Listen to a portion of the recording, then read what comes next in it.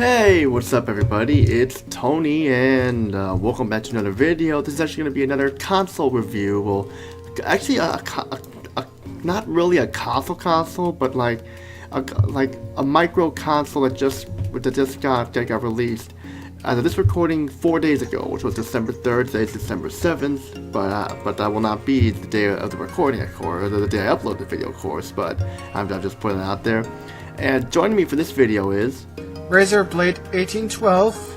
Hello, Toby, and yeah, before we start here, like I said, it's still December, so we're gonna be wearing this ugly sweater once again to get into the December spirit and stuff for Christmas and such. But today, I wanted to, since the PlayStation Classic was released on December 3rd of this month, and it has been getting pretty negative reviews and stuff like that. It's been pretty much considered very shitty. Like, the games don't run very well.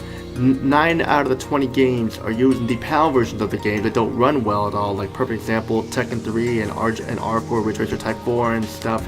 No, Ridge Racer Type 4 is an NTSC game. Oh, well, as I can also say by the miles per hour that was, of course, used in the NTSC version. Well, my bad there, but the thing is, like, 9 out of the 20 games are using the PAL version and they're not running well at all. And just so since the PlayStation Edition Classic has finally been released, I know we don't own the console, Toby, but what are your thoughts on this thing? It's absolute shit. It's really not worth it. It is shit. I mean, there's no point in buying this thing. But you know what does surprise me is that people are so surprised that this thing sucks. Where have you been, people? This is not. I knew from the first day this was going to suck because 1, only 20 games on it. 2, the games are it's an emulator, so the games aren't going to run well. I knew they were going to run worse than the actual copies of the games because that's how I knew that was going to be the case and such. But nobody bothered to even listen and such. So that's the thing. And the thing is that it had the potential to be a good idea, but the thing is that this thing was totally rushed out the door to get it out in time for the holidays. I mean, yep, just like Sony's PSX system, which you might probably have heard from Games 31. Like when usually it was just like the Xbox 360, how they rushed that console out the door to get it out for the holiday. Look how many problems that thing had. In fact, that's this thing reminds me of the Xbox 360 when it first came out. I mean, this thing, like, I mean, there are a couple good things. Like, what do you guys say about this thing? About this PlayStation Classic, Toby? I mean, aside from it being a pile of shit, like, why do you think it's a pile of shit? Aside from the things I said. Well, the fact that the user interface is kind of bland. It's kind of meh. And, it's very generic looking. It's like, I mean, it looks like the menu of the original big bulky original PlayStation. But I mean, that I like that, but still, there's no music, no sound effects at all. It's just very silent like. And like, I mean, like, sure, the startup menu of this thing has been tweaked a little bit and stuff like that. Like the words Sony Computer Entertainment are now on the side of the Sony logo at the time and stuff, and that's pretty cool. I like that they changed it up a little bit. Since they of course are nowadays known as Sony Interactive Entertainment.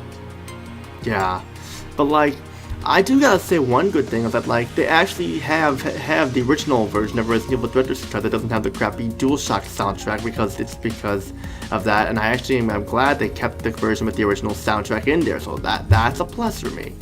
But honestly though, I mean, why would you want to buy this thing? I mean, a YouTube user, I think by the name of Dreamcast Guy, I think his name is, he got his PlayStation Edition Classic, and like a few hours later, the system totally fried on him.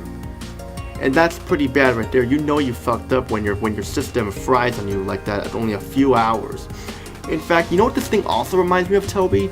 This reminds me of a crappy HD remaster collection. It reminds me of the Silent Hill HD collection that had where the 2 games looked worse, unnecessary changes for no reason whatsoever and stuff. That's what this thing reminds me of.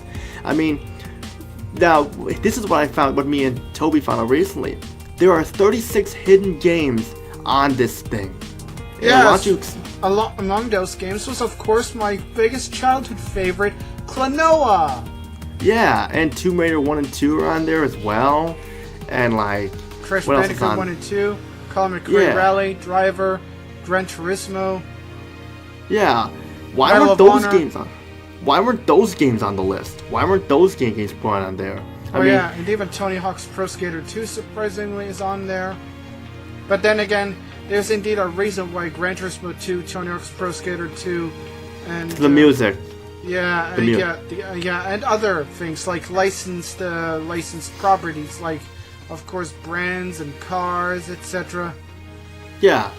The thing is Toby, is that like, why could, I mean, like, they could have put like Tomb Raider stuff on there. They could have definitely put Crash Bandicoot on there, because Crash Bandicoot and like Spyro were like the two big mascots of Sony at the time and stuff. But that wasn't the case there at all. And yet we're stuck with a mediocre library of games that don't run well at all. I mean, like, I was surprised, like, once again, that Metal Gear Solid lid was on there, but like, the games look. I mean, I don't know if you noticed this, Toby, but the games not only run worse than the original copies of the original versions of the games, but they also look worse too. They do look worse. They Yeah, don't, I mean, like, especially that Battle Swirl in Final Fantasy VII that you get. That looks actually a lot worse, given the fact that this is PCSX after all. and mainly Tekken 3. That's my favorite game of all time. Tekken 3 is mainly offensive because it's using the PAL version, and it's running at 50 frames per second instead of 60, and it even looks worse too. Like, you could tell when I was watching Dreamcast Guy's review of the game, the game was very delayed and very laggy, all because of the slowdown and stuff. I mean, this is supposed to be highly advanced and more advanced than the original PlayStation. This is the best they could do. I mean, here's the thing with these micro consoles and stuff. These things are just a rip-off and a waste of money. They're only there just as a marketing ploy, because they can't think of any ideas for the holidays, so they're going to think of anything to get your money. And you know what? That is the thing. I mean, like, $100 is $100 too much. I am so glad I did not pre-order this thing, because if I would have pre-ordered this thing and got it and played it, I would have lost my mind. I would have sent it back to the store and get all my money back, because I didn't pre-order this thing either because of all the negativity I've heard from it.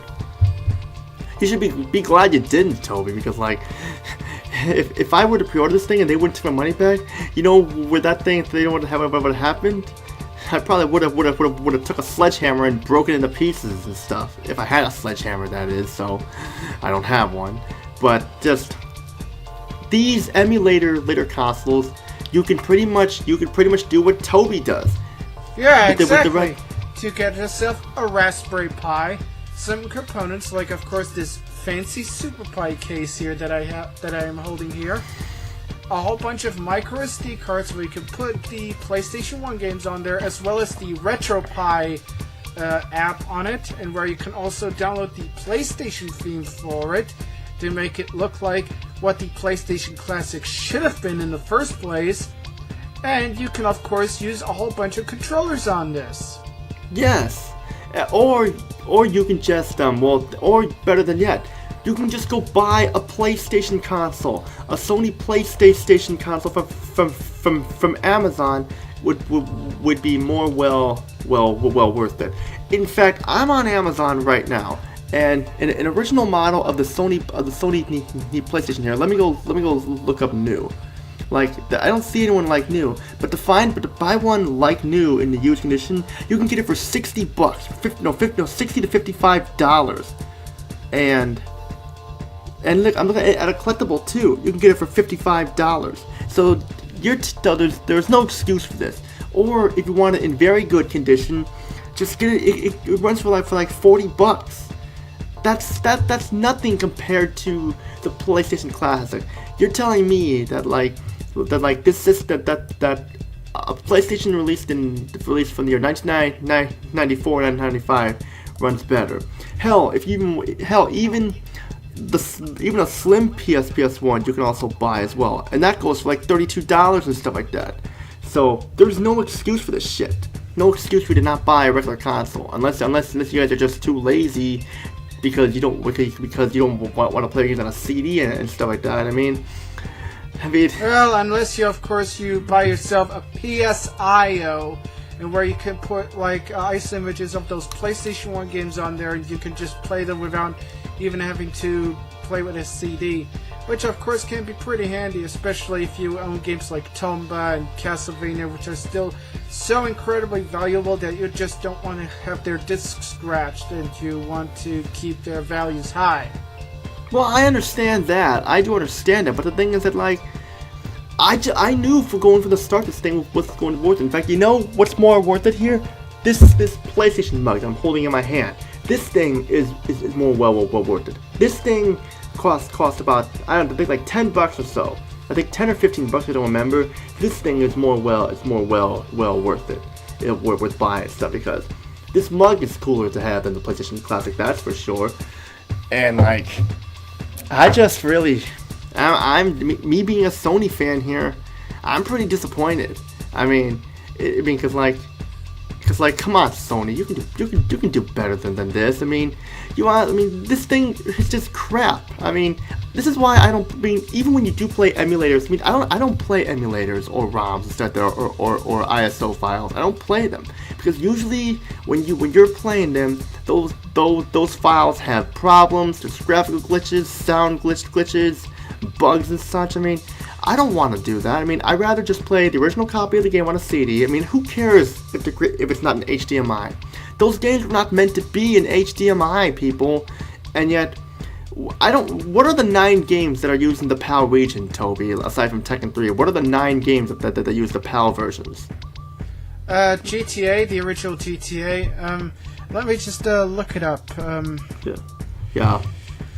But like, yeah, just saying, like, that's almost half the library are using the PAL region version again. I don't even know why they're using the PAL versions. That is the mystery there. Battle Arena Toshinden, Cool Borders 2, Destruction Derby, Jumping Flash, Oddworld Apes Odyssey, and of course, Resident Evil Director's Cut. Yeah, I mean, like, I saw what Cool Borders 2 looked like in Dreamcast Guy's review. It was running so slow that it looked like the ROM. It looked like the game was corrupted and was going to freeze completely. That's what it looked like to me, Toby, because like that one did not make it well at all. I mean, like, make go what the world. That Cool Borders 2 was probably the worst game frame rate wise and stuff, because the PAL version of that game is running so slow, and I'm sure the PAL version can run better than that on a regular PlayStation. So if they were having problems with it, they should have just used the NTSC versions, and then it would have been fine. But that didn't happen at all. Did not happen at all. But overall, I mean, are you going to give this thing a rating? I'm going to give it a 1. I'd give it a 1 as well. I mean, that's all it's worth is a 1 out of 10. 1 because it was a good idea, but they ruined it and stuff. I mean, I'm not recommending this thing. I'm just going to go buy the no, I'm not going to go buy it. I'm just going to go and play my original PlayStation and my Slim PS1 and my PlayStation 2 and Slim PS2 and stuff like that. Those all still work a lot better, and they're well worth it. And that's pretty much it for this video. Stay tuned, there's more on the way. This is Tony and Toby, peacing out, and if you want a Sony console, just go buy the consoles we mentioned. That's all we gotta say about this.